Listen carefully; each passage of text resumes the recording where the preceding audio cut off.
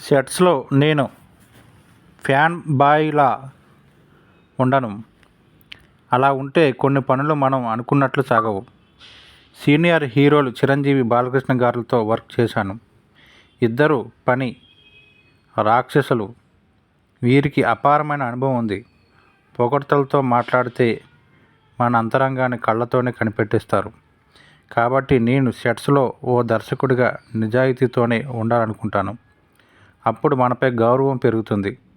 చిరంజీవి, బాలకృష్ణ, వెంకటేష్ గార్ల వంటి సీనియర్ హీరోలతో సినిమాలు చేయడాన్ని అదృష్టంగా భావిస్తున్నాను అన్నారు దర్శకుడు బాబీ కొల్లి. బాలకృష్ణ హీరోగా నటించిన చిత్రం డాకు మహారాజ్. బాబీ కొల్లి దర్శకత్వంలో శ్రీకర స్టూడియో సమర్పణలో సూర్యదేవర, నాగవంశీ, సాయి సౌజన్య నిర్మించిన ఈ చిత్రం ఈరోజు రిలీజ్ అవుతుంది. డాకు మహారాజ్గా సీతారాం ఎలా మారాడు అన్నది ఈ సినిమా కథనం.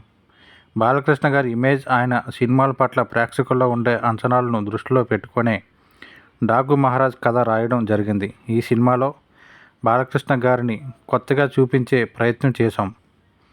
నరసింహనాయుడు, సమరసింహారెడ్డి చిత్రాల తర్వాత నాకు బాలకృష్ణ గారి సింహ అంటే చాలా ఇష్టం. సింహలో బాలకృష్ణ గారు డాక్టర్ రోల్ను చాలా సెలెక్టివ్గా చేశారు.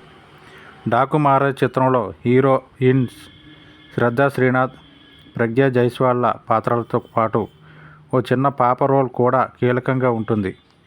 ఓ విధంగా ఈ పాప చుట్టూనే కథ తిరుగుతుంది. అయితే మరో హీరోయిన్ చాందినీ చౌదరి సీన్స్ కొన్ని ఎడిట్ చేయాల్సి వచ్చింది. ఈ విషయం ఆమెకు తెలియజేశాం. ఆమె ఏమీ అభ్యంతరం తెలపలేదు. ఈ చిత్రంలో బాబీ డియోల్ గారు మంచి రోల్ చేశారు. మంచి కథ రాసుకోవడం, సీరియస్ స్క్రీన్ ప్లేని డీల్ చేయడంలో నేను బాగా చేస్తానని పేరు తెచ్చుకోగలిగాను.